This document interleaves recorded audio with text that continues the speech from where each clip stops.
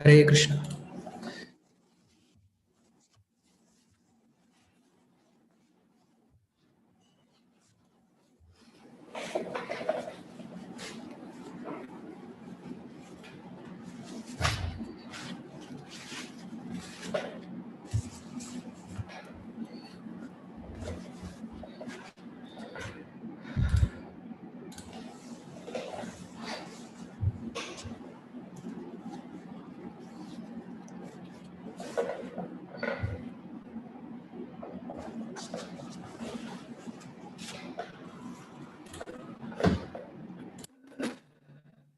கிருஷ்ணா, எல்லா பக்தர்களும் நமஸ்காரம். இன்னைக்கு ஸ்ரீராமநவமி, ஸ்ரீராமச்சந்திர பகவானுடைய அவதார திருநாள். குறிப்பா இன்னைக்கு இந்த நவமி திதியில இப்ப 12 மணிக்கு தான் ராமனுடைய திருவதாரம் அப்படிங்கிறது ஏற்பட்டதாக வால்மீகி பகவான் அவங்களுக்கு சொல்லிட்டு இருக்காரு. ஸோ அதனால இன்னைக்கு இந்த ராமருடைய சரித்திரத்தை பத்தி, அந்த ராமருடைய குணங்களை பத்தி சொல்லக்கூடிய ராமாயணத்துல இருந்து ஒரு சில விஷயங்களை பார்க்க இருக்கிறோம்.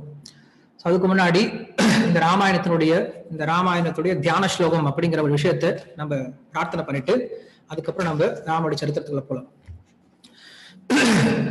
கூஜந்தம் ராம ராமேதி மதுரம் மதுராட்சரம் ஆருக்ய கவிதா சாகாம் வந்தே வால்மீகி கோகிலம் வால்மீகேர்முனிசிம்ஹஸ்ய கவிதாவனசாரிணः ஸ்ருண்வன் ராமகதாநாதம் கோ ந யாதி பராங்கதிம் யப்பிபம் சததம் ராமச்சரிதாமிருதசாகரம் அதிருப்தஸ்தம் முனிம் வந்தே பிராச்சேதசமகல்மஷம் கோஷ்பதீகிருதவாராசிம் அசசீகிருதராட்சசம் நாராயண மகாமாலா ரத்னம் வந்தே நிலாத்மஜம் அஞ்சனானந்தனம் வீரம் ஜானகீ சோகநாசனம் கபீஷமக்ஷஹந்தாரம் வந்தே லங்கா பயங்கரம் मनोजवं मारुति तुल्यवेगं जितेन्द्रियं बुद्धिमतां वरिष्ठं वादात्मजं वानरयूथमुख्यं श्रीरामदूतं शिरसा नमामि उल्लङ्घ सिन्धो सलिलं सलीलं यशोगवग्निं जनकात्मजायाः आदाय तेनैव तथा कलङ्कां नमामि तं प्राञ्जलिराञ्जनेयम्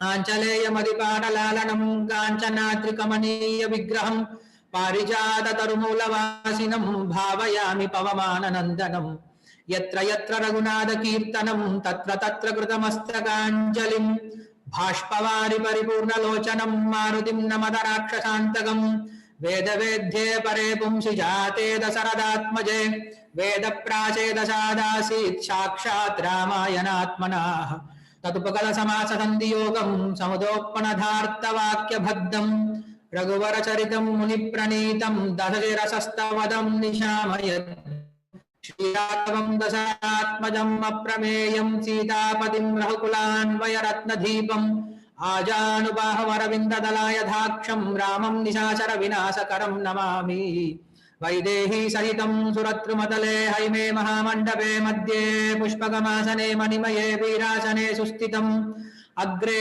வாசயதி பிரபஞ்சன சுதே தத்வம் முனிभ्यः பரம் வியாக்கியாந்தம் பரதாதிபிः பரிவிருதம் ராமம் பஜே ஷ்யாமலம். नमो विष्णुपादाय कृष्ण प्रेष्ठाय भूतले श्रीमते भक्ति विकास स्वामी नामिने. नमो विष्णुपादाय कृष्ण प्रेष्ठाय भूतले श्रीमते भक्ति वेदांत स्वामी नामिने. नमस्ते सारस्वती देवे गौरवाणी प्रचारिणे निर्विशेष शून्यवादी पाश्चात्य देशतारिणे. जय श्री कृष्ण चैतन्य प्रभु नित्यानंद श्री अद्वैत गदाधर श्रीवासादि गौर भक्त वृंद.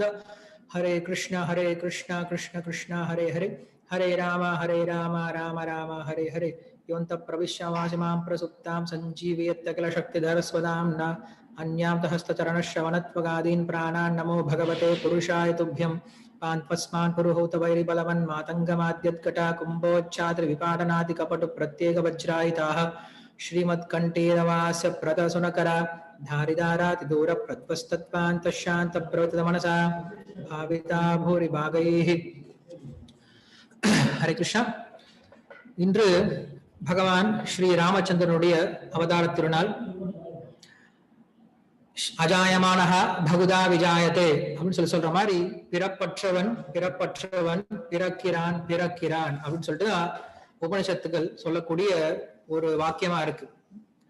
அப்படி பிறப்பற்ற அந்த பகவான் ஏன் பிறக்கிறார், அந்த பிறப்புக்கான நோக்கம் என்ன அப்படிங்கறத தெரிஞ்சுக்கிறதுக்கு தான் இந்த ஸ்ரீராமநவமி அப்படிங்கிற விழா அப்படிங்கிறது கொண்டாடப்படுது. ராமநவமி அப்படிங்கிறது எதுக்காக கொண்டாடுறோம் அப்படின்னா, அந்த ராமர் நமக்காக என்ன சொல்லியிருக்கார் அப்படிங்கிற விஷயத்த கேட்டு புரிஞ்சுக்கிறதுக்காக தான் ராமநவமி அப்படிங்கிற விழா நம்ம கொண்டாடிட்டு இருக்கும். தத்வஜானாத் மோக்ஷஹ அக்ஞானாத் சம்சாரஹ அப்படிங்கிறத உபனிஷத் வாக்கியம். தத்துவ ஜானத்தினால ஒருவனுக்கு மோட்சம் என்றும் அக்ஞானத்தினால ஒருவனுக்கு மறுபடியும் சம்சார லோகம் கிடைக்கும் அப்படிங்கிறது உபனிஷத் சொல்லுது. சோ இப்படி இந்த தத்துவ ஜானத்தினால ஒருத்தருக்கு மோட்சம் அப்படின்னு சொல்லும் போது, தத்துவ ஜானம் அப்படின்னா என்ன, தத்துவம் அப்படின்னா எது உண்மையோ அததான் தத்துவம் சொல்றோம். சோ இந்த உலகத்துல உண்மையான ஒரு விஷயம் என்ன இருக்கு அப்படின்னா, வாசுதேவ சர்வமிதி சமஹாத்மாசு துர்லபஹா அப்படின்னு சொல்ற மாதிரி இந்த உலகத்துல பகவானை தவிர வேறு ஒரு தத்துவம் கிடையாது. பகவான் கிட்ட இருந்தா எல்லா விதமான தத்துவங்களும் தோன்றுது. அந்த பகவானை தான் எல்லாரும் சார்ந்தவங்களா இருக்காங்க. அந்த பகவானுக்காக தான் எல்லாமே இருக்கு அப்படிங்கிறத புரிஞ்சுக்கிறதா உண்மையான தத்துவம். அதுதான் உண்மையான உண்மை. சோ அப்படிப்பட்ட தத்துவமான அந்த பரதத்துவமான அந்த பகவானை தெரிந்து கொள்வதனால் ஒருவனுக்கு மோக்ஷம் அப்படின்னு சொல்லுது.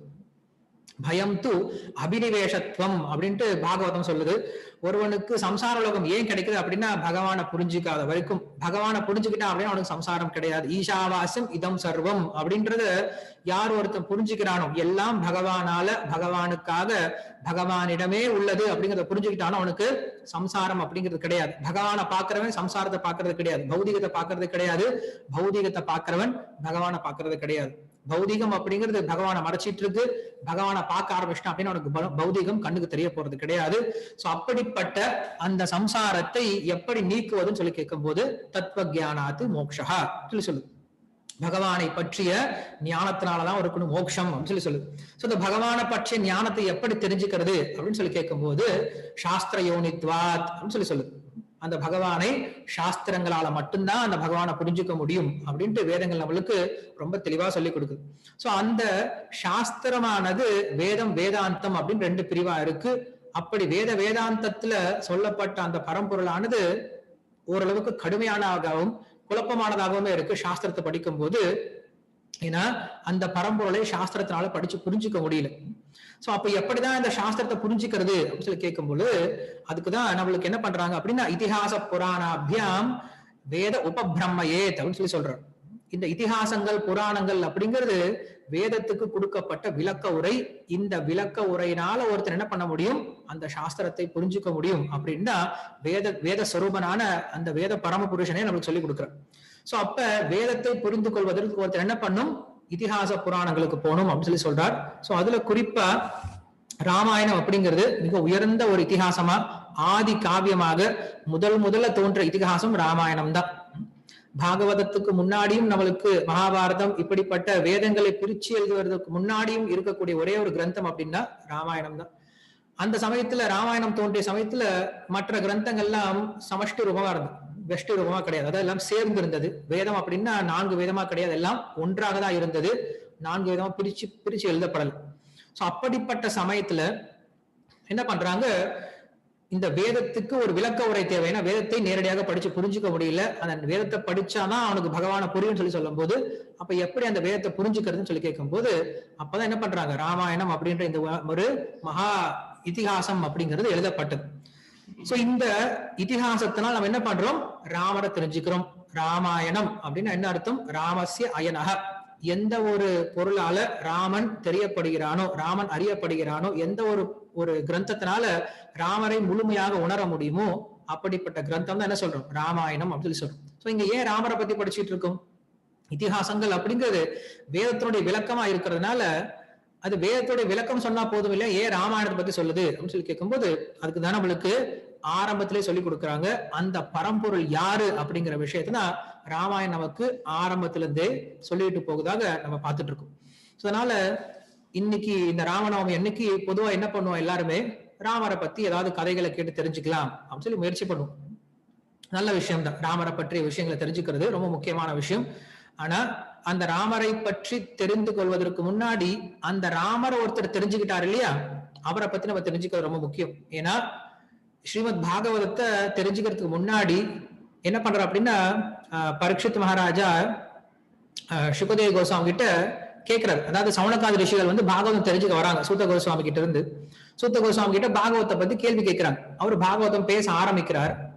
சோ அப்ப சவுனகாதி ரிஷிகள் சொல்றாங்க, நாங்க பாகவதம் தெரிஞ்சுக்கிறதுக்கு முன்னாடி அந்த பாகவதத்தை தெரிஞ்சுக்கிட்டானே ஒருத்தன், அந்த பாகவதம் தோன்றுவதற்கு காரணமா ஒருத்தன் இருந்தானே, அவனுடைய சரித்திரம் எங்களுக்கு சொல்லுங்க அப்படின்னு சொல்லி சொன்ன பின்னாடிதான் பரீட்சித் மகாராஜாவுடைய சரித்திரம் அப்படின்னு சொல்லப்பட்டது. ஏன்னா பரீட்சித் மகாராஜா அவனுடைய ஒரு முயற்சியினாலதான் என்ன ஆனது, நம்மளுக்கு பாகவதம் அப்படின்னு கிடைச்சது.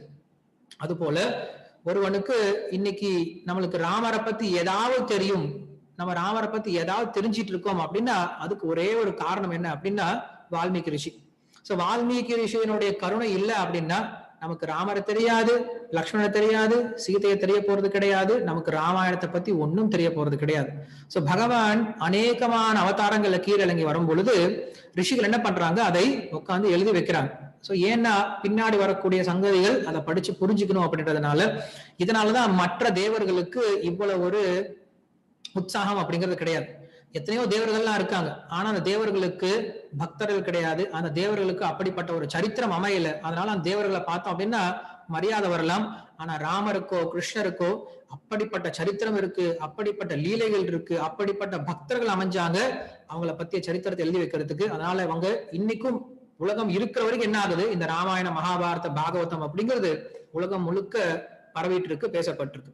சோ அப்படி இன்னைக்கு இந்த ஸ்ரீராமநவமி அன்னைக்கு நம்ம என்ன பண்றோம் அப்படின்னா ராமரை பத்தி தெரிஞ்சுக்க முயற்சி பண்றோம்.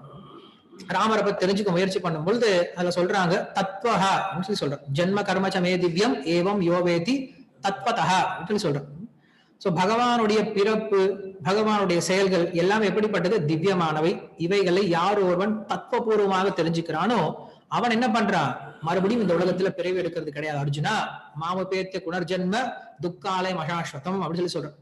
சோ அப்ப ராமாயணத்தினுடைய மிக முக்கியமான நோக்கம் என்ன அப்படின்னா, வெளிப்படையா பார்க்கும்போது கதை சொல்லிட்டு இருக்காங்க, ஆனா அந்த ராமாயணத்தினுடைய உள்நோக்கம் என்ன அப்படின்னா நமக்கு ஒரு சில தத்துவங்களை, ஒரு சில முக்கியமான கருத்துக்களை இந்த உலகத்துல சொல்லி கொடுப்பதற்காக இந்த ராமாயணம் அப்படின்னு தோன்றி இருக்கு அப்படின்னு நமக்கு தெரிய ஆரம்பிக்கும். இல்லைன்னா ராமாயணம் அப்படிங்கிறது இன்னொரு நாவல் புக்க மாதிரி போயிடும்.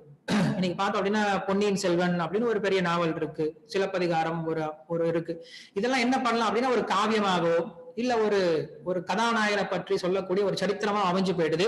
அதை படிக்கிறதுனால பக்தி வராது, அதை படிக்கிறதுனால இதயம் தூய்மை அடையாது, அதை படிக்கிறதுனால ஒருத்தருக்கு மோட்சம் கிடைக்க போறது கிடையாது.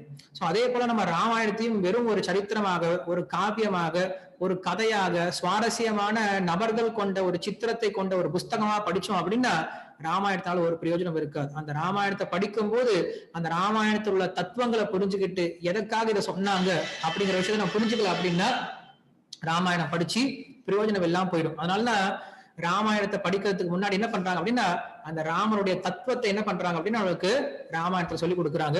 சோ நம்ம என்ன பண்ணிட்டு இருக்கோம், இப்ப ராமாயணத்துடைய கதைகள் தெரிஞ்சுக்கணும் அப்படின்னா ஒவ்வொரு வெள்ளிக்கிழமையும் நம்ம சாயந்தரம் 7:30 மணில இருந்து 9 மணி வரைக்கும் ஸ்ரீ ராமாயணம் சொல்லி கொடுத்துட்டு இருக்கோம். சோ அந்த ராமாயண கதைக்கு வந்தீங்க அப்படின்னா நீங்க நிறைய கதைகளை தெரிஞ்சுக்கலாம்.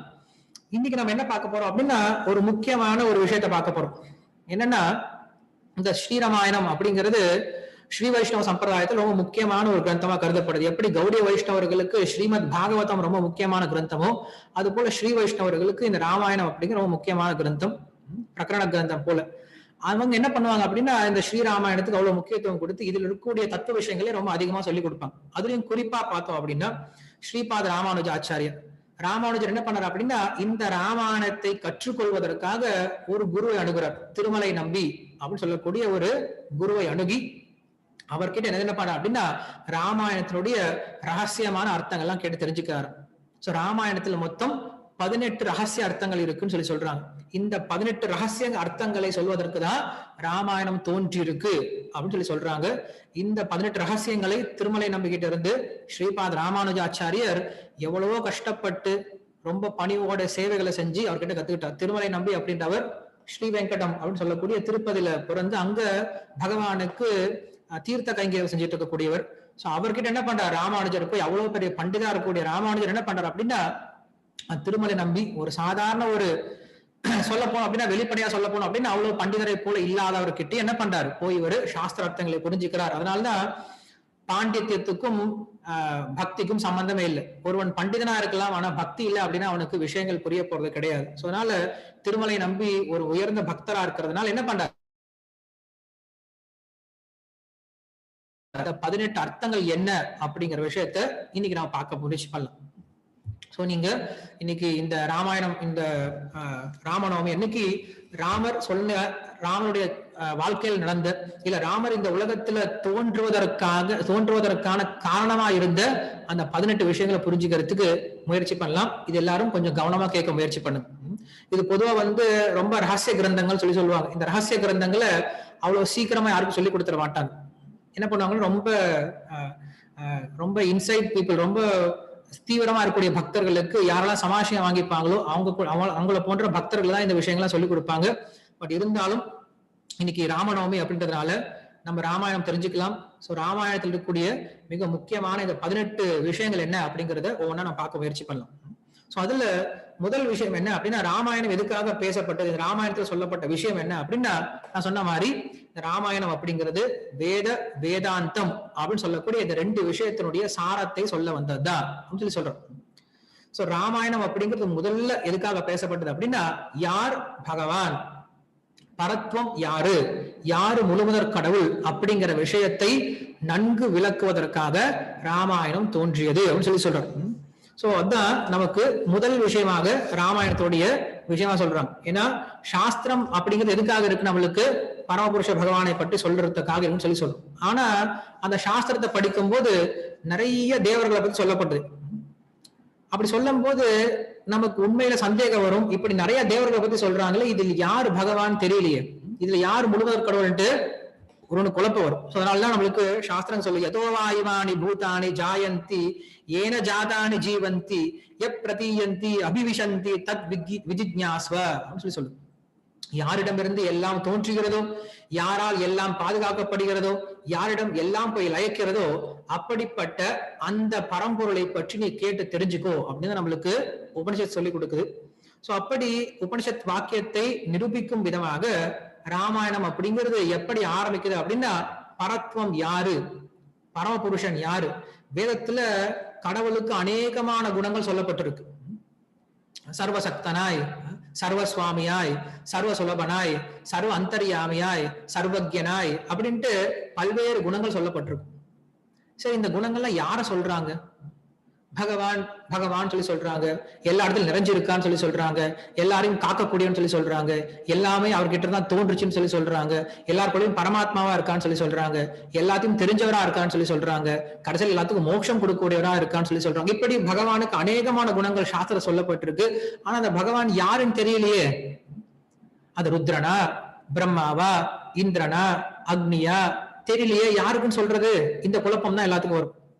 அதனாலதான் இந்த குழப்பத்தை போக்குவதற்காக தான் என்ன பண்ணுது நமக்கு ராமாயணம் அப்படின்னு சொல்லப்படுது அப்படின்னு சொல்லி சொல்றாங்க. அதனாலதான் இந்த ராமாயணத்துல பார்த்தோம் அப்படின்னா இந்த ராமாயணத்துடைய ஆரம்பமே எப்படி இருக்கு அப்படின்னா கேள்வியோட தான் ஆரம்பிக்குது.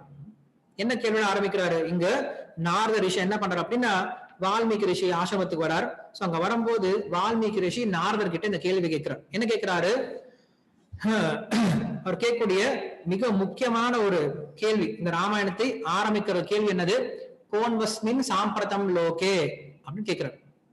கோன்வஸ்மின் சாம்பிரதம் லோகே கஷ்ட குணவான் கஷ்ட வீர்வான் தர்மஜ்ஞஸ்ச கிருதஜ்ஞஸ்ச சத்யவாக்கியோ திருடவ்ரதாக சாரித்ரேன ச கோயுக்தः சர்வபூதேஷு கோஹிதः கோ வித்வான் கஹ அப்படின்னு சொல்லிட்டு அநேகமான குணங்களை பேசிட்டு போறார்.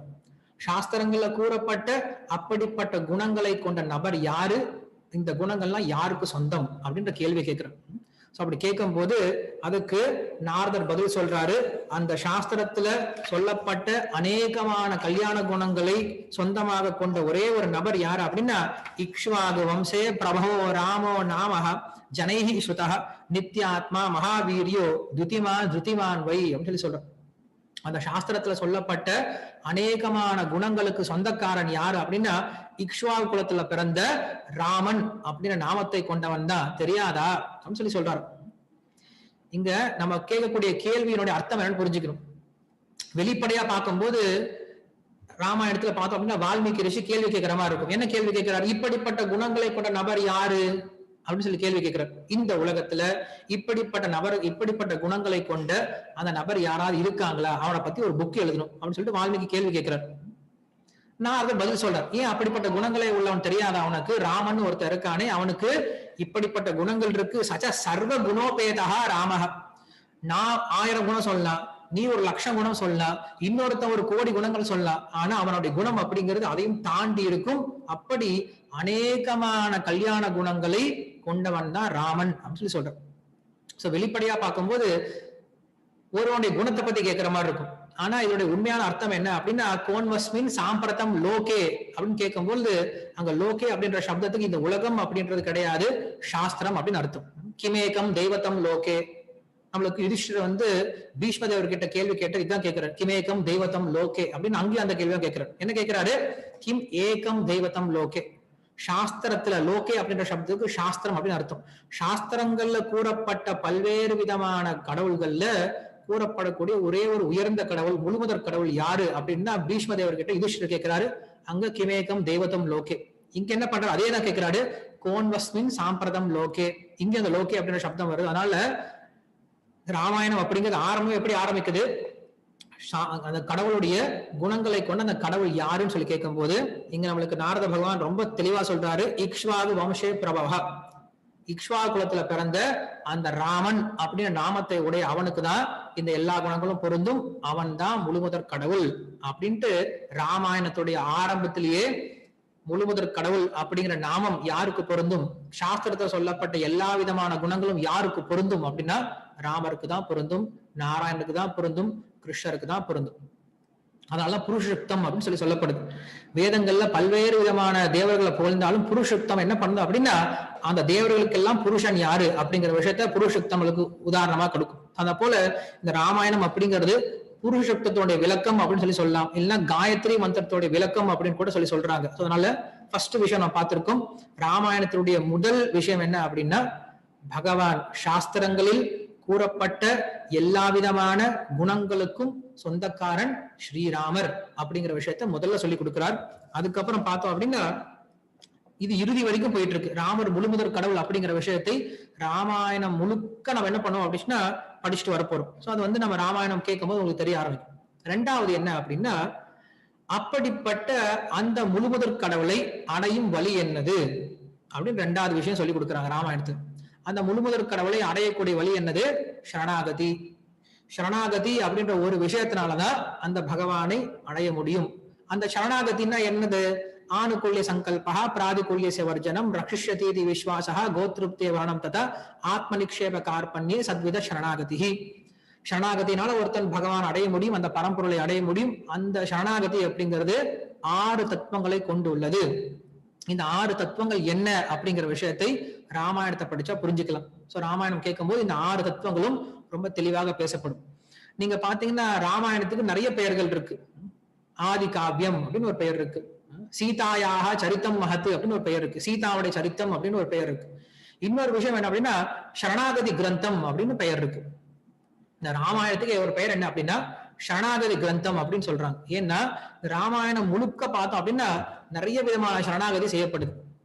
முதல்ல ராமாயணம் ஆரம்பத்திலேயே தேவர்களுடைய சரணாகதி, அதுக்கப்புறம் பகவான் தோன்றுவதற்கு சிவனுடைய சரணாகதி, அப்புறம் பகவான் தோன்றிய பின்னாடி லக்ஷ்மணுடைய சரணாகதி, அதுக்கப்புறம் குகனுடைய சரணாகதி, பரதனுடைய சரணாகதி, தண்டகாரண்ய வாசர்களுடைய சரணாகதி, சபரணியுடைய சரணாகதி, காக்காசுரனை போன்ற காக்காசுரன், ஜட்டாயு, இப்படி பார்த்தோம் அப்படின்னா ஹனுமான், சுக்ரீவன், சீதை, இப்படி பார்த்தோம்னா விபீஷணன், கடைசியில விபீஷனுடைய சரணாகதி. இப்படி நம்ம ராமாயணம் முழுக்க படிச்சோம் அப்படின்னா நிறைய பக்தர்களுடைய சரணாகதி அப்படின்னு நமக்கு சொல்லி கொடுக்குறாங்க.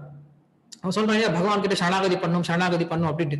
அந்த சரணாகதி எப்படி பண்றது, சரணாகதினா என்னது, எப்படிப்பட்ட குணங்களை கொண்டது, ராமாயணம் படிச்சோம் அப்படின்னா இப்படிப்பட்ட பக்தருடைய சரித்திரம் படிக்கும் போது நமக்கு சரணாகதி அப்படின்னா என்னன்ற விஷயம் தெரிய ஆரம்பிக்கும். இது ராமாயணத்தினுடைய இரண்டாவது விஷயம். என்னது, அந்த பரம்பொருளை பரதத்துவத்தை அடைவதற்கான ஒரே வழி சரணாகதி அப்படிங்கிற விஷயம். மூன்றாவது விஷயம் என்ன சொல்றாங்க அப்படின்னா, அந்த சரணாகதி எதுக்காக பண்ணணும்.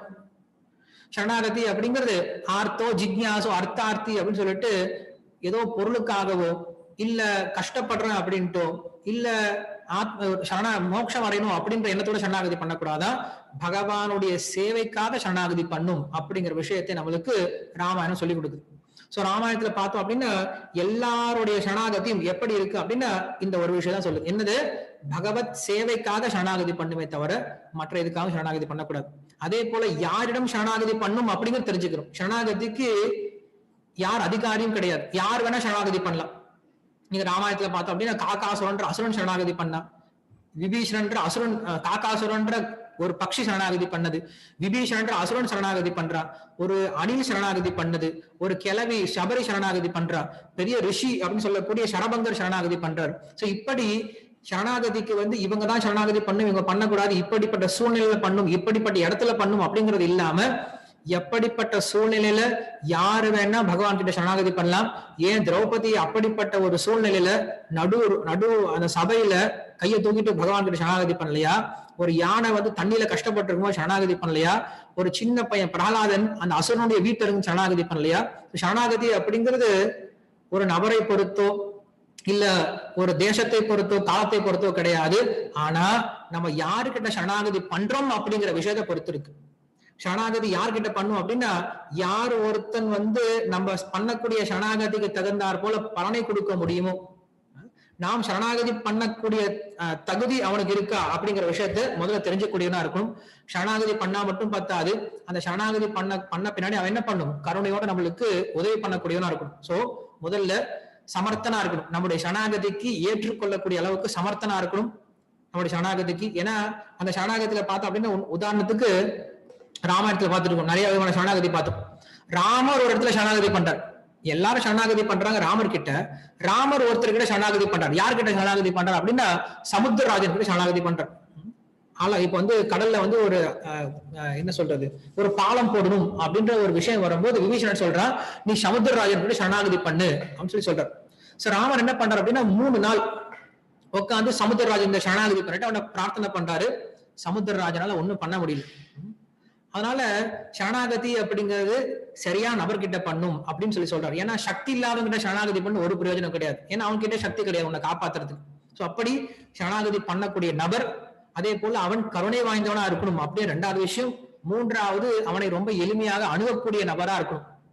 சக்தி இருக்கு அவனுக்கு, கருணை இருக்கு, ஆனா போன பக்கத்துல விட மாட்டாங்க. நிறைய சுத்தி அசிஸ்டன்ஸ் எல்லாம் நின்று இருப்பாங்க, பக்கத்துல நெருங்கவே விட மாட்டாங்க. அப்படின்னா சரணாகதி பண்ண முடியாது. சோ ராமரை போல ரொம்ப சுலபனா இருக்கணுமா. குகனுக்கு கூட கிடைச்சாரு, ஒரு சின்ன அணிலுக்கு கூட ராமர் கிடைச்சார், ஒரு அசுரனுக்கு கூட ராமர் கிடைச்சார், ஒரு பக்ஷி கூட ராமர் கிடைச்சார். சோ இப்படி எல்லாரும் அணுகக்கூடிய விதமாக, ரொம்ப எளிமையாக அணுகக்கூடிய விதமாக இருக்கக்கூடியவன் கிட்ட சரணாகதி பண்ணும். 4வது நம்ம எதிர்பார்க்கக்கூடிய அளவுக்கு பலனை கொடுக்கக்கூடியவன் கிட்ட சரணாகதி பண்ணும். சோ சரணாகதியினுடைய தத்துவம் இதான் சொல்ற. இது 3வது விஷயம். என்னது, அந்த சரணாகதி அப்படிங்கிறது பகவானுடைய சேவைக்காக சரணாகதி பண்ணும். இது 3வது விஷயம் சொல்லி கொடுக்குறாங்க. 4வது விஷயம் என்ன அப்படின்னா, அந்த சரணாகதி அப்படிங்கிறது எப்படி சாத்தியமாகும் அப்படின்னு சொல்லி கேட்கும் போது, ஒரு குருவனுடைய கருணையினால் தான் சரணாகதி அப்படின்றது பண்ண முடியும் சொல்லி சொல்றார். ஏன்னா மொத்த ராமாயணம் பார்த்தோம் அப்படின்னா, இந்த ராமாயணத்தினுடைய மிக முக்கியமான சாரம் என்ன அப்படின்னு சொல்லி கேட்கும் போது, சீதாயாக சரித்தம் மகத்து அப்படின்னு சொல்லி சொல்றார். வால்மீகி ரிஷியை கேட்கும் போது ராமாயணம் எதப்பா சொல்ல வந்தது அப்படின்னு சொல்லும் போது நம்மளா சொல்லிட்டு இருக்கோம் ராமாயணம் அப்படிங்கிறது ராமரை பத்தி சொல்ல வந்துச்சு அப்படின்ட்டு. வால்மீகி ரிஷி மறுத்துட்டார். வால்மீகி ரிஷி சொல்ற ராமாயணம் அப்படிங்கிறது ராமரை பத்தி சொல்ல வரல, சீதாயாக சரித்தம் மகத்துவம் சொல்லி சொல்றார். சீதையனுடைய மகா சரித்திரத்தை சொல்ல வந்தா ராமாயணம். அந்த சீதைய காப்பாத்துறதுக்காக ராமர் போனாரு, அதனால ராமனுடைய சரித்திரத்தை சேர்த்து சொல்றேன் அப்படின்னா ராமர் அப்படின்னு வால்மீகி சொல்றாரு. அதனால இந்த சீதை என்ன பண்றா அப்படின்னா பல்வேறு விதமான சரணாகதிக்கு உதவிகரமா இருக்கா. காக்காசுரனுக்கு உதவிகரமா இருக்கா, விபீஷனுக்கு உதவிகரமா இருக்கா, தேவர்களுக்கு உதவிகரமா இருக்கா. இவங்க எல்லாம் சரணாகதி பண்ணும்போது சீத்தை பக்கத்துல இருந்து அந்த சரணாகதிக்கு உதவி பண்றவளா இருக்கலாம். அப்படிப்பட்ட சீதைக்கும் என்ன பண்றாரு, ஹனுமான்றவர் ஒருத்தர் உதவிகரமா இருந்தாரு சீதையை மறுபடியும் ராமர்கிட்ட கொண்டு வந்து சேர்க்கறதுக்கு. சோ இப்படி சீதை கஷ்டப்பட்டு இருக்கா, சரணாகதி பண்ணிட்டு கஷ்டப்பட்டு இருக்கா.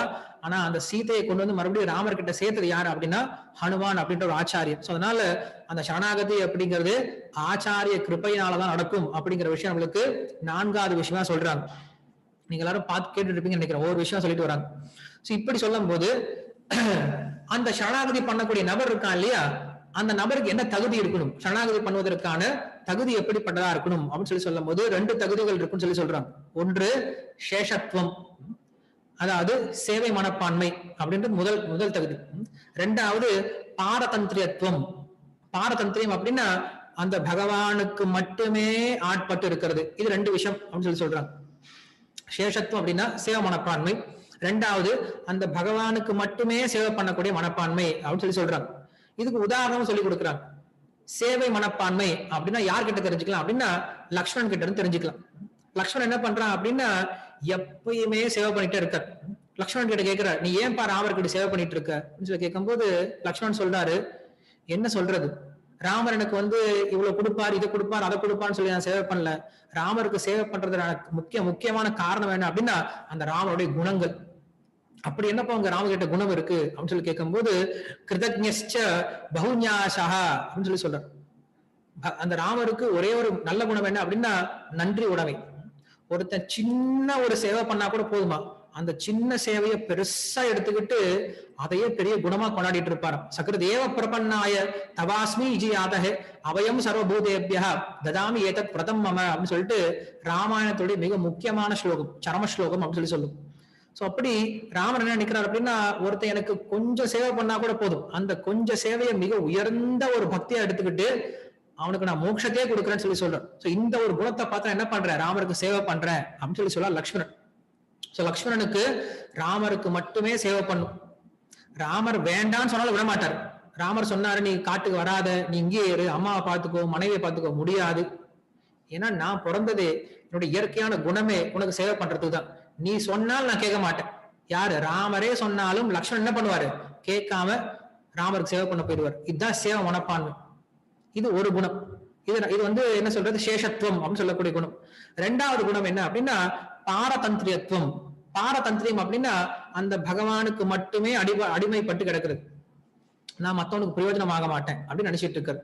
இல்லைன்னா அந்த பகவானை முழுமையாக சார்ந்து இருக்கிறது. பகவான் என்ன சொன்னாலும் சரி அப்படின்னு சார்ந்து இருக்குது. பகவானுக்கு சேவை பண்ணுவேன். எப்படிப்பட்ட சேவை பண்ணுவேன், அந்த பகவான் என்ன சொன்னாலும் நான் சேவை பண்ணுவேன். இப்ப பார்த்தோம்னா லக்ஷ்மணன் சேவை பண்ணாரு, பரதன். சோ இந்த பாரதந்திரியம் அப்படிங்கிறது யாரை குறிக்குது அப்படின்னா பரத மகாராஜனை குறிக்குது. சோ பரதன் என்ன பண்றான் அப்படின்னா அவனும் சேவை பண்றான். 2 பேரும் தான் சேவை பண்றாங்க. லக்ஷ்மணன் பண்ணக்கூடிய சேவை எப்படி இருக்கு, ராமர் வேண்டாம்னு சொன்னாலும் என்ன பண்ணுவேன், சேவை பண்ணுவேன். இது லக்ஷ்மணனுடைய மனோபாவம். பரதன் என்ன பண்ணுவான் அப்படின்னா நான் ராமருக்கு சேவை பண்ணுவேன். எப்படி சேவை பண்ணுவேன், ராமர் என்ன சொல்றாரோ அந்த சேவை பண்ணுவேன் அப்படின்னு சொல்லக்கூடியவர். சோ அதனாலதான் பரதன் என்ன பண்றான் அப்படின்னா உண்மையில அவனுக்கு ஆட்சி பொறுப்பு எடுத்துக்கணும் அப்படின்னு ஆசை கிடையாது. பட் ராமர் சொல்றார், நீ ஆட்சி பொறுப்பு எடுத்துக்கோ, நீ தான் அயோத்தியாவுடைய பட்டாபிஷேகம் பண்ணி நீ ஆட்சி எடுத்துக்கோன்னு சொல்லுவோம். என்ன பண்றார், பரதன் ஏத்துக்கிறார். அது விரோதமா இருந்தாலுமே கூட, அவருக்கு பிடிக்காம இருந்தாலுமே கூட என்ன பண்றாரு, அதை ஏத்துக்கிறார். சோ இதனால இது பாரதந்திரியம் அப்படின்னு சொல்லி சொல்றோம். நம்ம வாப்பு சேவை வாணி சேவைன்னு சொல்லுவோம் இல்லையா, அது போல லக்ஷ்மணன் பண்ணது வாப்பு சேவை, உடலுக்கு பண்ணக்கூடிய சேவை. ஆனா பரதன் பண்ணது வாணி சேவை. ராமர் சொன்ன விஷயத்த அவர் செய்ய ஆரம்பிச்சார். சோ இப்படி அந்த சரணாகதனுக்கு 2 குணங்கள் இருக்குன்னு சொல்லி சொல்றார். இது சரணாகதி பண்ணக்கூடிய நபருக்கு உண்டான குணங்கள் சொல்லி சொல்றார். இது 5வது விஷயம், ராமாயணத்துல நம்ம தெரிஞ்சுக்கூடிய இந்த 5வது விஷயம். 6வது விஷயம் என்ன அப்படின்னா அந்த ராமரை மட்டுமே சார்ந்தவனாக இருக்கணும். இப்ப நான் பரதனை பத்தி சொன்னேன் இல்லையா, அந்த ராமருக்கு மட்டுமே உபயோகப்படக்கூடிய பொருளாக இருக்கணும். பரதன் என்ன பண்ணா ஆட்சி பொறுப்பு எடுத்துக்கிட்டான். எடுத்துக்கிட்டு ராஜாவா இருக்கல. எப்படி இருந்தான் அப்படின்னா ராமரை மட்டுமே மையமாக கொண்டு அவன் என்ன பண்றான், ஆட்சி பண்ணிட்டு இருக்கான். என்னோடது கிடையாது, எல்லாம் அவருக்கு தான் சொந்தமானது, அவருக்காக நான் எதை வேணா செய்ய தயாரா இருக்கேன் அப்படின்ற இருக்கிறது தான் வந்து 6வது குணமா சொல்றார். சோ பாரதந்திரியம். 5வது விஷயமானது சேஷத்துவம், 6வது விஷயமானது பாரதந்திரியத்துவம். பகவானுக்கு மட்டுமே உபயோகமாக பகவான் சொல்லக்கூடிய விஷயத்தை செய்பவனாக இருக்கிறது தான் 6வது குணம் அப்படின்னு சொல்லலாம். ராமாயணத்தை சொல்லப்படக்கூடிய 6வது குணம்.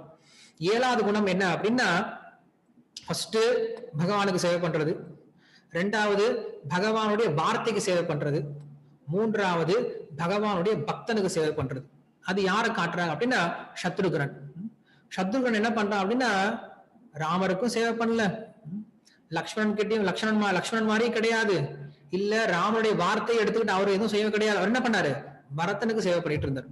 லக்ஷ்மணன் ராமருடைய உடலுக்கு சேவை பண்ணிட்டு இருந்தார், பரதன் ராமனுடைய வார்த்தைக்கு சேவை பண்ணிட்டு இருந்தார், சத்ருகனன் பரதனுக்கு சேவை பண்ணிட்டு இருந்தார். சோ இதுதான் மிக உயர்ந்த குணம்னு சொல்லப்படுது.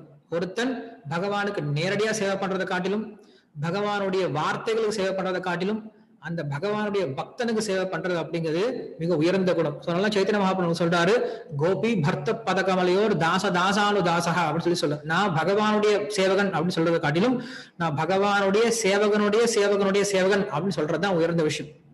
பௌதிக உலகத்துல நான் உயர்ந்தவன் அப்படின்னு சொன்னா பெருமை, ஆன்மீக உலகத்துல நான் சேவகன் அப்படின்னு சொன்னா பெருமை. அதனால நம்ம எந்த அளவுக்கு இங்க பொறுமையா பணிவா போடுறோமோ அந்த அளவுக்கு நம்ம ஆன்மீகத்துல முன்னேற முடியும். பௌதிக உலகத்துல அப்படி கிடையாது. நம்ம பௌதிக உலகத்தினுடைய கான்செப்டை கொண்டு வந்து ஆன்மீக உலகத்துல கலக்க ஆரம்பிச்சோம் அப்படின்னா நம்ம ஆன்மீகத்துல முன்னேற போறது கிடையாது. அதனால சத்ருகன் போல எப்படி இருக்கணும் அப்படின்னா பக்தர்களுக்கு சேவை பண்ணக்கூடியவனா இருக்கணும். இது 7வது விஷயம், ராமாயணத்துல சொல்லப்பட்ட விஷயம். சோ கடைசியில நாம கேட்க போறோம், எல்லாம் நோட் பண்ணிட்டு வாங்க, ராமாயணத்தை சொல்லக்கூடிய 18 விஷயங்கள் என்ன அப்படின்ட்டு. அப்புறம் 8வது விஷயம் என்ன அப்படின்னா, இப்படி சரணாகதி பண்ணக்கூடிய ஒரு பக்தனுக்கு, இப்படி சரணாகதி பண்ணக்கூடிய அந்த ஆர்த்திக்கு என்ன பண்ணும் அப்படின்னா 5 விஷயங்கள் தெரிஞ்சிருக்கணுமா. அர்த்த பஞ்சகம் அப்படின்னு சொல்லுவாங்க. இந்த அர்த்த பஞ்சகம் அப்படிங்கிற விஷயத்தை தெரிஞ்சுக்கிட்டான் அப்படின்னா அவன் தானாகவே இயற்கையாகவே என்ன பண்ணுவான் அப்படின்னா பகவான் கிட்ட சரணாகதி பண்ண வந்துருவான். அந்த 5 விஷயம் என்னது அப்படின்னு கேட்கும் போது, பிராபியஸ்ய பிரம்மணோ ரூபம், பகவான் யார் அப்படின்ற விஷயம் தெரிஞ்சிருக்கணும்.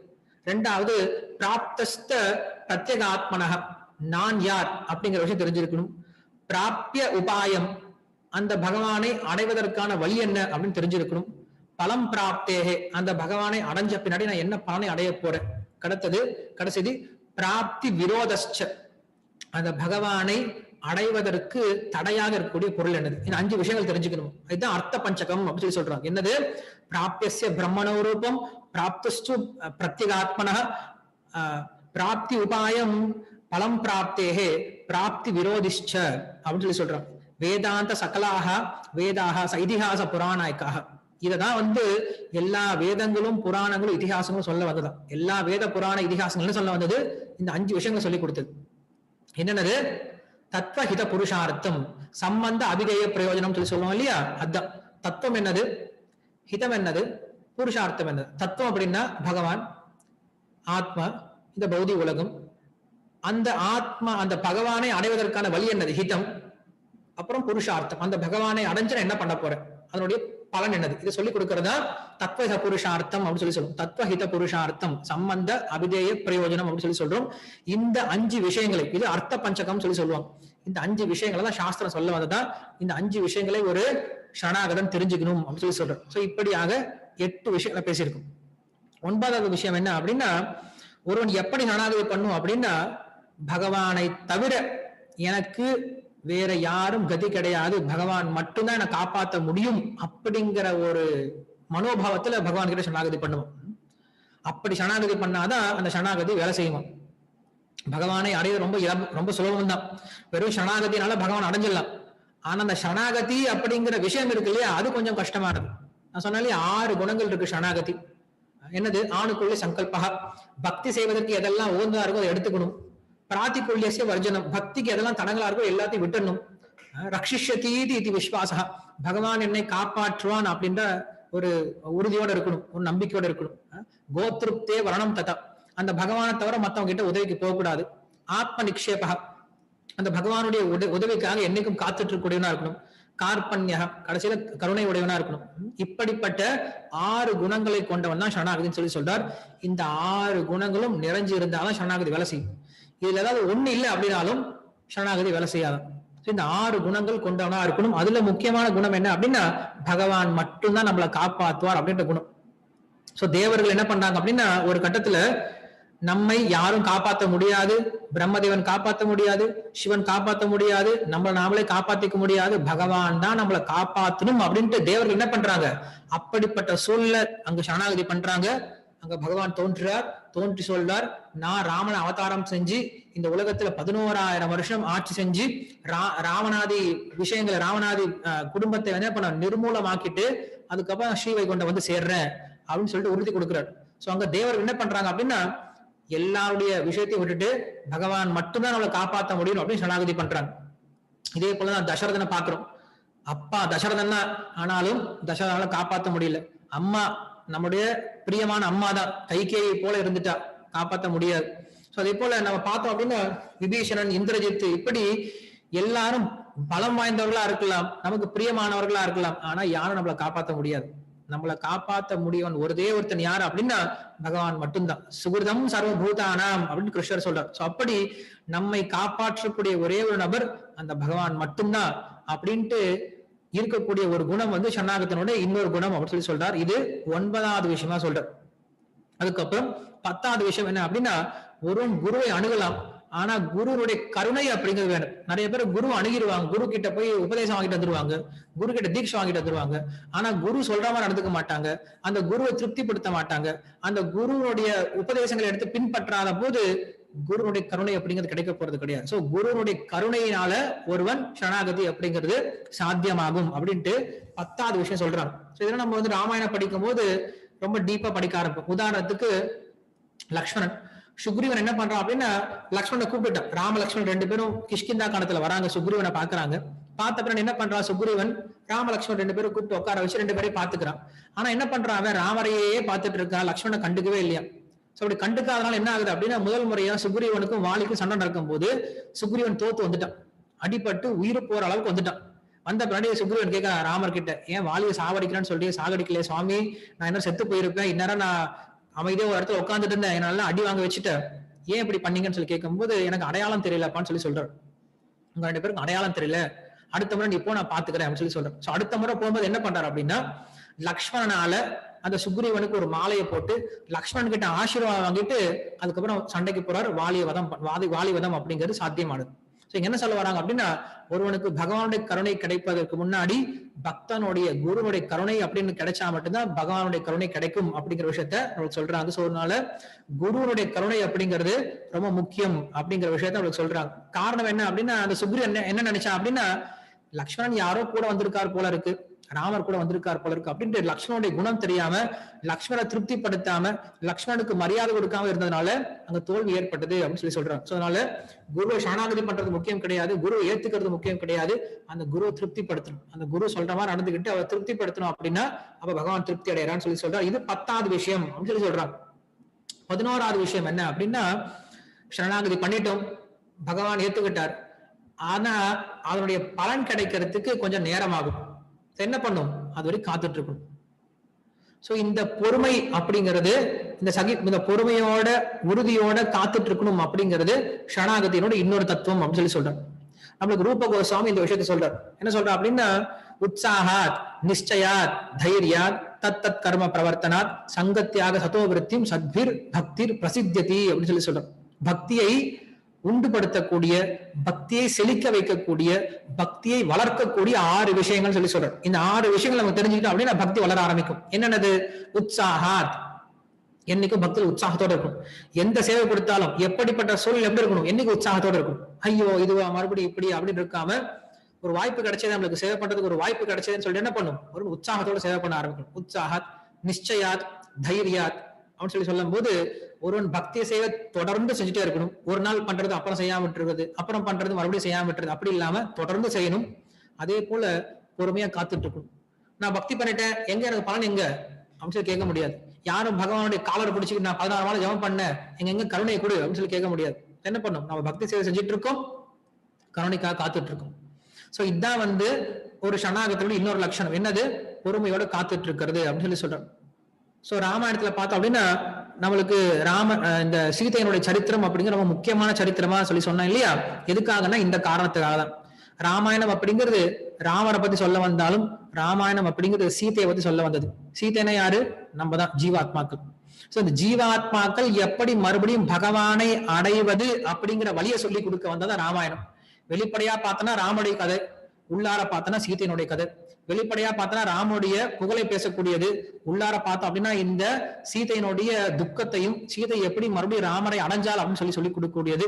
வெளியில பார்த்தோம் அப்படின்னா ராமருடைய குணங்களை சொல்லக்கூடியது. உள்ளார பார்த்தோம் அப்படின்னா இந்த ஆத்மா எப்படி இந்த உலகத்துல பந்தப்பட்டு மறுபடியும் அந்த பகவானை அடையிறது அப்படின்னு சொல்லி கொடுக்கக்கூடியது. சோ நல்ல ராமாயணம் என்னைக்கும் ரெண்டு விஷயங்களை சொல்லி கொடுக்கும். வெளியில பார்க்கும்போது காவியமாக அலங்காரமாக அழகாக பகவானுடைய குணங்களை சொல்லக்கூடியதா இருக்கும். உள்ளார பார்த்தோம் அப்படின்னா ரொம்ப கண்ணிய கௌரவமாக, அதே போல ரொம்ப காம்பீரியமாக, ரொம்ப முக்கியமான தத்துவ விஷயங்களான ஆத்ம தத்துவத்தை பத்தி சொல்லக்கூடிய விஷயம் ராமாயணம். சோ ராமாயணத்துக்கு ரெண்டு ஃபேஸ் இருக்கு. உள்ளார பார்த்தோம் அப்படின்னா தத்துவம், வெளியில பார்த்தோம் அப்படின்னா சரித்திரம். உள்ளார பார்த்தோம் அப்படின்னா ஞானம், வெளியில பார்த்தோம்னா கர்மம். உள்ளார பார்த்தோம் அப்படின்னா உபனிஷத்தினுடைய அர்த்தம், வெளியில பார்த்தோம் அப்படின்னா நமக்கு பகவானுடைய குணங்களை சொல்லக்கூடிய விஷயங்களா இருக்கு, காவியமா இருக்கு. சோ இப்படி ரெண்டு விதமா இருக்கு. சோ அது போல இங்க என்ன சொல்லியிருக்காரு அப்படின்னா ஒருவன் பொறுமையோட காத்துட்டு இருக்கும்னு சொல்றாரு. சோ நம்ம இந்த ராமாயணத்துல இதை படிக்கும்போது இதான் நமக்கு தெரிய வரும். ராமாயணம் அப்படின்னாவே சீத்தைய கடத்திட்டு போன விஷயம் தான் நமக்கு முதல்ல ஞாபகம் வரும். எது ஞாபகம் வர போறது கிடையாது. சோ என்ன ஆகுது, லங்கை அப்படிங்கிறது இந்த சரீரத்தை போன்றது. இந்த சரீரத்துல நான் எனது அப்படின்னு சொல்லக்கூடிய ராவணன் கும்பகர்ணன் இருக்காங்க. அதுக்கும் மேல இந்திரசித்து சுபாலி அப்படின்னு சொல்லக்கூடிய பல்வேறு விதமான ஜம்புமாலன்னு சொல்லக்கூடிய பல்வேறு விதமான ராட்சசர்கள் இருக்காங்க. இவங்க எல்லாமே காமக்ரோத லோபங்களை குறிக்கக்கூடியவர்கள். சோ இப்படி இந்த உடம்புல இந்த சீதை அப்படின்னு சொல்லக்கூடிய இந்த ஜீவாத்மா மாட்டிக்கிட்ட என்ன பண்றான் அப்படின்னா அவன் பொறுமையோட சரணாகதி பண்ணிட்டு காத்துட்டு இருக்கான். அப்படி காத்துட்டு இருக்கும் போது ஹனுமான் அப்படின்ற ஒரு குரு வந்து இங்கதான் இந்த ஆத்மா இருக்கா அப்படின்னு சொல்லி கண்டுபிடிச்சு இந்த ஆத்மாவையும் அந்த பரமாத்மாவையும் என்ன பண்றாரு, இணைச்சு வைக்கிறார். அதனாலதான் இந்த ராமாயணம் அப்படிங்கிறது இந்த ஆத்மாவை எப்படி பகவானோட இணைக்கிறது அப்படின்ற விஷயத்த சொல்ல வந்ததுனாலதான் சீதாயாக சரித்திரம் மகத்து அப்படின்னு சொல்லி சொல்றாங்க. சோ ஒருத்தர் என்ன பண்ணும், சரணாகதி பண்ண பின்னாடி ரொம்ப பொறுமையோட காத்துட்டு இருக்கணும், குருவனுடைய கருணைக்காக காத்துட்டு இருக்கணும், பகவானுடைய கருணைக்காக காத்துட்டு இருக்கணும் அப்படின்னு சொல்றாரு. சோ இதுல விபீஷணன் என்ன பண்றான் அப்படின்னா அறிவை குறிக்கக்கூடியவன். விபீஷன் என்ன பண்ணா, இங்கதான் இருந்தான், இந்த அசுரர்களோட சுத்திட்டு இருந்தான். ஆனா அவன் என்ன பண்றான், திடீர்னு போய் ராமர்கிட்ட சேர்ந்துட்டான். அது போல நம்ம ஞானத்தை என்ன பண்ணணும் அப்படின்னா ராமர் பக்கம் கொண்டு போயிடும்.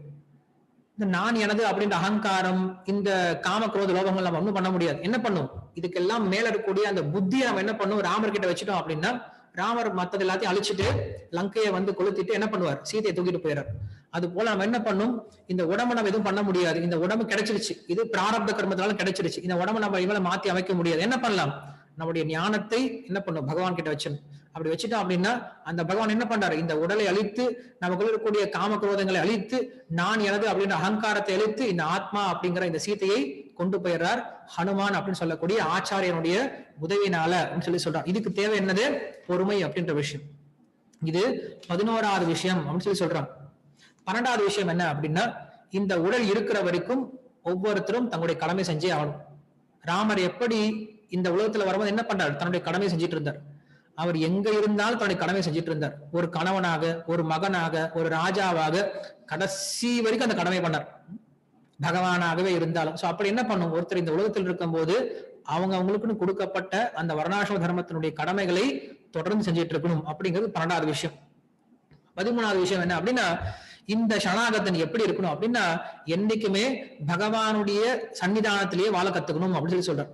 அப்படின்னு என்ன அர்த்தம், எங்க பகவானுக்கு தினசரி பூஜை நடந்துட்டு இருக்கோ, எங்க பகவானுடைய ஸ்ரீ விக்கிரகம் அப்படிங்கிற பிரதிஷ்டை பண்ணப்பட்டு அந்த விக்கிரகத்துக்கு எல்லா விதமான ஆராதனைகள் நடந்துட்டு இருக்கோ அப்படிப்பட்ட இடத்துல தங்கிட்டு இருக்கும்னு சொல்லி சொல்றாரு.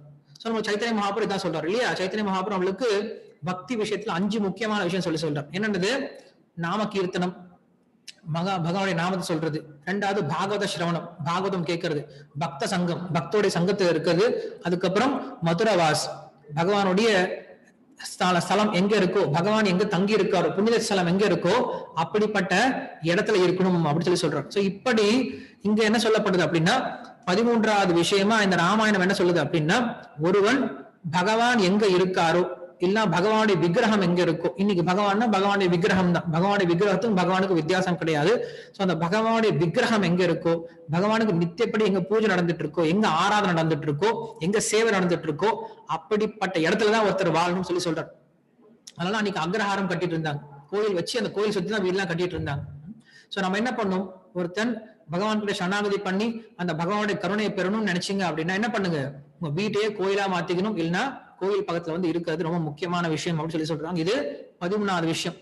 14வது விஷயம் என்ன அப்படின்னா, ஒருவன் தன்னுடைய நேரத்தை என்ன பண்ணும் அப்படின்னா, தனக்கு இருக்கக்கூடிய நேரத்தை பகவானை பற்றி பேசுறதுனாலையும் கேட்கறதுனாலையும் ஞாபகப்படுத்திக்கிறதுனாலையும் மற்றவர்களுக்கு சொல்லி கொடுக்கறதையும் உபயோகப்படுத்தணும்னு சொல்லி சொல்றார். ஒருத்தனுடைய காலத்தை மற்ற எந்த விஷயத்துக்கும் விரயம் பண்ணக்கூடாதுன்னு சொல்லி சொல்றாரு. ஸ்ரீ பராசர பட்டர் என்ன பண்ற அப்படின்னா, குணரத்ன கோஷம் அப்படிங்கிற ஒரு கிரந்தத்துல இதை ரொம்ப தெளிவா சொல்லி கொடுக்கிறார்.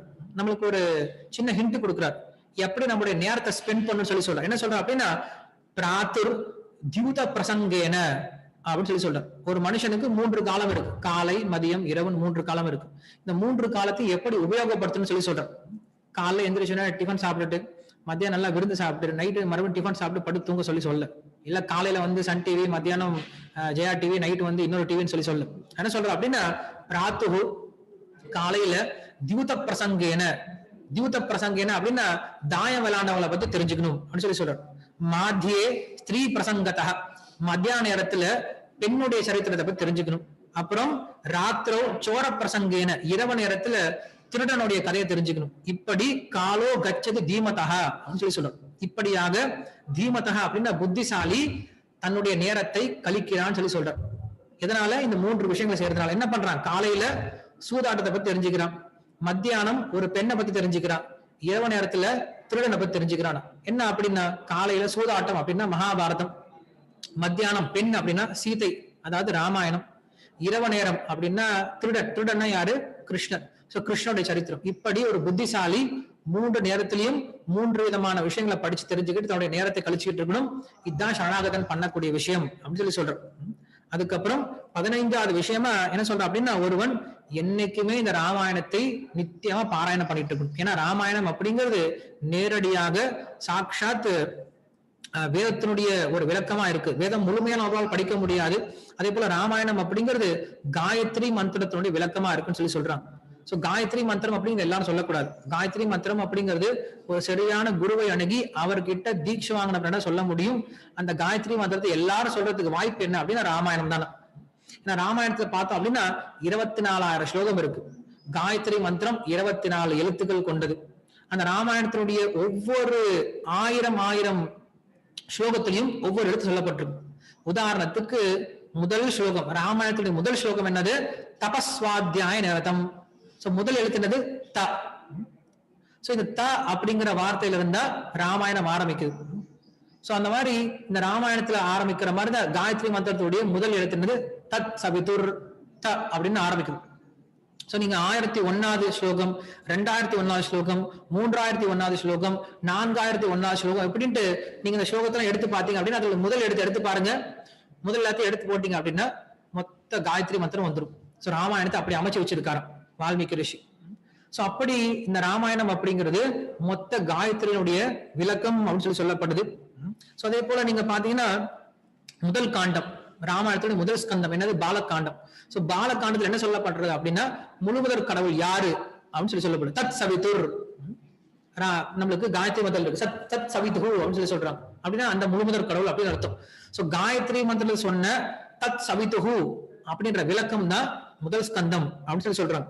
வரேண்யம், வரேண்யம் அப்படிங்கிறது அப்படிப்பட்ட குணங்களை கொண்டவர். இந்த குணங்கள் அப்படிங்கிறது 2வது ஸ்கந்தம், 4வது ஸ்கந்தம். இதுல பகவானுடைய அநேகமான குணங்களை சொல்லப்பட்டதுனால இது வரேண்யம் அப்படின்றதுக்கான விளக்கம். வர்க்கஹ, வர்க்கஹ அப்படின்னா அப்படிப்பட்ட ஒரு பிரகாசத்தை உடையவர் அப்படின்னு சொல்லி சொல்றாங்க. இது 3வது ஸ்கந்தத்துல பாக்குறோம். ராமாயணத்துடைய 3வது ஸ்கந்தம் அப்படிங்கிறது வர்க்கஹ அப்படிங்கிற விஷயத்த சொல்லக்கூடியதா இருக்கு. தேவஸ்ய, அந்த தேவனுக்கு அப்படிப்பட்ட கல்யாண குணங்கள் இருக்கு. அதே போல அவனுடைய சரீரம் அப்படிங்கிறதும் அப்படிப்பட்ட கல்யாண குணங்களை கொண்ட சரீரம் அப்படின்னு சொல்லக்கூடிய தேவஹ. தத் சவிதுர் வரேண்யம் பர்கோ தேவஸ்ய தீமஹி. இந்த வார்த்தை இருக்கு இல்லையா, இந்த வார்த்தையை வந்து என்ன பண்றாரு, ராமாயணத்துடைய ஒவ்வொரு ஸ்கந்தத்திலையும் விளக்கிட்டு வராராம். அதுல தேவசிய அப்படின்றது 5வது ஸ்கந்தம் அப்படின்ட்டும், தீமகி அப்படிங்கிறது 6வது ஸ்கந்தம் அப்படின்ட்டும், கடைசியில் இருக்கக்கூடிய வார்த்தைகள் எல்லாமே 7வது ஸ்கந்தம். 7வது ஸ்கந்தம் அப்படிங்கிறது அந்த பகவானை அடைஞ்ச பின்னாடி அடையக்கூடிய பலன் அப்படி சொல்லக்கூடியது. சோ இப்படி தியோ யோனக பிரச்சோதயாத் அப்படின்னு சொல்லக்கூடியது 7வது ஸ்கந்தம் சொல்லப்பட்டிருக்கு. சோ இப்படி ராமாயணம் அப்படிங்கிறது வேதத்துடைய முழு விளக்கமாகவும் காயத்ரி மந்திரத்துடைய விளக்கமாகவும் இருக்கிறதுனால இந்த ராமாயணத்தை ஒருத்தர் தினசரி படிக்கணும் அப்படின்னு சொல்லிட்டு சொல்றாங்க. நம்ம ராமாயணத்தை முழுமையா படிக்க முடியல அப்படின்னாலும் ராமாயணத்துடைய முதல் அத்தியாயத்தை எடுத்து படிச்சீங்க அப்படின்னா 1000 ஸ்லோகம், வெறும் 100 ஸ்லோகம் தான், 97 ஸ்லோகம் தான் இருக்கு. அந்த 97 ஸ்லோகத்தை படிச்சோம் அப்படின்னா மொத்த ராமாயணம் அதுல வந்துடும். சோ ராமாயணத்துடைய சாரம் என்ன பண்ணிருக்காரு வால்மீகி ரிஷியே, நீங்க மொத்த ராமாயணம் படிக்க முடியல அப்படின்னாலும் முதல் 97 ஸ்லோகத்தை படிங்க, மொத்த ராமாயணத்தை படிச்ச பலன் கிடைக்கும் சொல்லி சொல்றார். இது ராமாயணத்தை படிக்கக்கூடிய விதம் அப்படின்னு சொல்லிட்டு 15வது விஷயமா சொல்றார். 16வது விஷயம் என்ன அப்படின்னா, ராமாயணத்தை படிச்சுட்டு மற்ற எந்த கிரந்தங்களுக்கு போகக்கூடாது. மற்ற எந்த கிரந்தங்கள் அப்படின்னா அபசம்பிரதாயங்கள், புத்த மதமோ ஜெயின மதமோ இல்ல மற்ற மதங்கள், மற்ற பாஷண்ட மதங்கள்லாம் இருக்கு இல்லையா, மற்ற பௌதிகமான மதங்கள் கொண்ட எந்த விதமான விஷயத்தையும் ஒருத்தன் படிக்க கூடாது அப்படின்னு சொல்லக்கூடியது 16வது விஷயம் சொல்லி சொல்றாரு. 17வது விஷயம் என்ன அப்படின்னா, இந்த உலகத்துக்கு வந்துட்டோம் அப்படின்னா எவ்வளவு பெரிய நபரா இருந்தாலும் அவன் துன்பப்பட்டுதான் ஆகணும். அதனால என்ன பண்ணும், ஒருவன் இந்த உலகத்திலிருந்து வெளியில போறதுக்கு முயற்சி பண்ணும்.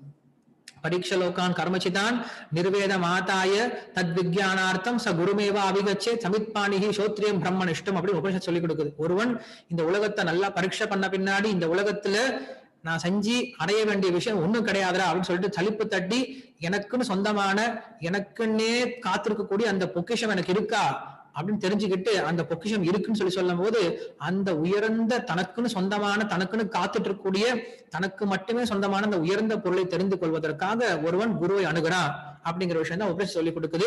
அதனால இந்த உலகத்துல வந்துட்டோம் அப்படின்னா கண்டிப்பா துன்பம் இருக்குதான் செய்யும். துன்பம் இல்லா நபரே கிடையாது. சோ ராமராக இருந்தாலும் ராமர் பகவான் தான், அப்பா தசரதன் தான், அம்மா கௌசல்யா தான், மனைவி சீதா தான், தம்முடைய தம்பிமார்கள்லாம் வந்து லக்ஷ்மணர் பரத லக்ஷ்மணர்கள் தான், தன்னுடைய நபர்கள் யாருன்னா அயோத்தியா வாசிகள் தான், நண்பர்கள் யாரு சுக்ரீவாதிகள் தான். சோ இப்படி எல்லாம் பர்ஃபெக்டா அமைஞ்சிருந்துச்சு ராமருக்கு. ஒரு சொல்லுவான், எனக்கு வந்து குடும்பம் சரியில்லை, என்னோட சொசைட்டி சரியில்லை, என்னுடைய அப்பா சரியில்லை, என்னுடைய அம்மா சரியில்லை, என்னுடைய தம்பி சரியில்லை, என்னுடைய மனைவி சரியில்லை, இதனால எனக்கு பிரச்சனை எல்லாம் சொல்லுவான். நிறைய பேர் சொல்றது உண்டு, இவங்களால பிரச்சனை அப்படின்ட்டு. ஆனா ராமாயணத்துல பார்த்தோம் அப்படின்னா ராமருக்கு எல்லாம் சரியா அமைஞ்சிருந்துச்சு, அப்படி இருந்தும் துன்பப்பட்டார். சோ இதுதான் ராமாயணத்துல நம்ம புரிஞ்சுக்க வேண்டிய விஷயம். இந்த உலகத்துக்கு வந்துட்டோம் அப்படின்னா பகவானாகவே இருந்தாலும் மனித ரூபத்துல வந்துட்டோம் அப்படின்னா அவன் துன்பப்பட்டுதான் ஆகணும்.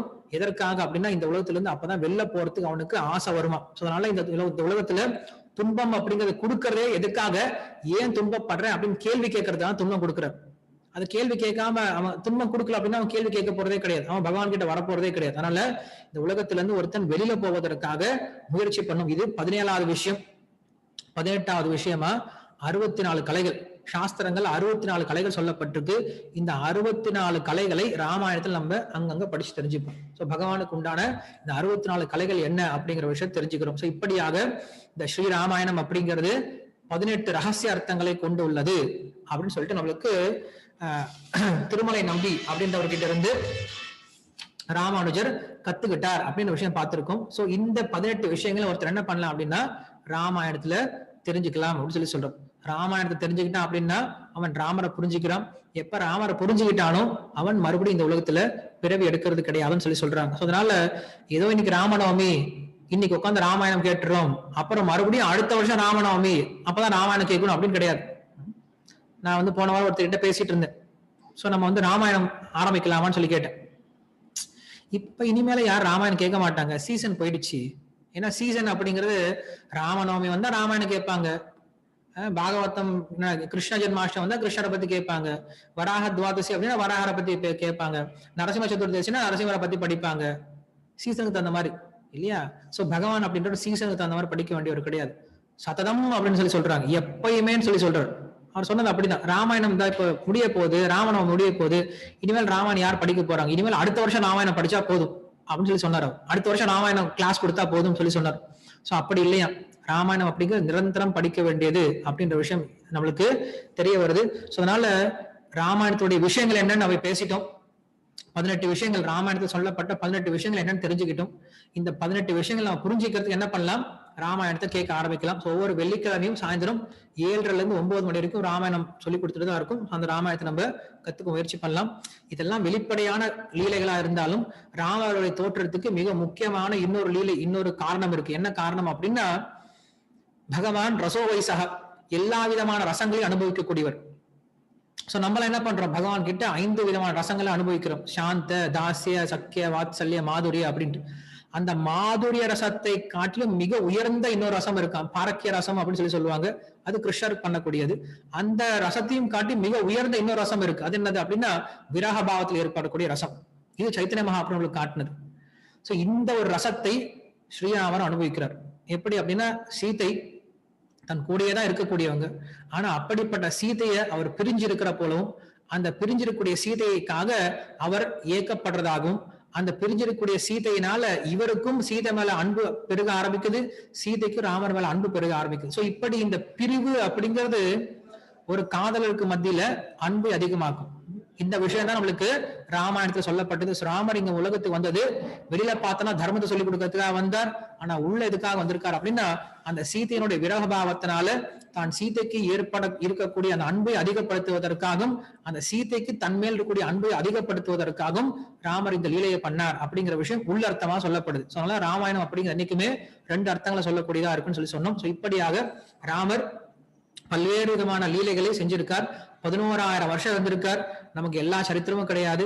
ராமருடைய 14 வருஷம் சரித்திரம் மட்டும்தான் நம்ம கிட்ட இருக்கு. சோ அதவே நம்ம படிச்சு முடிக்க முடியறது கிடையாது.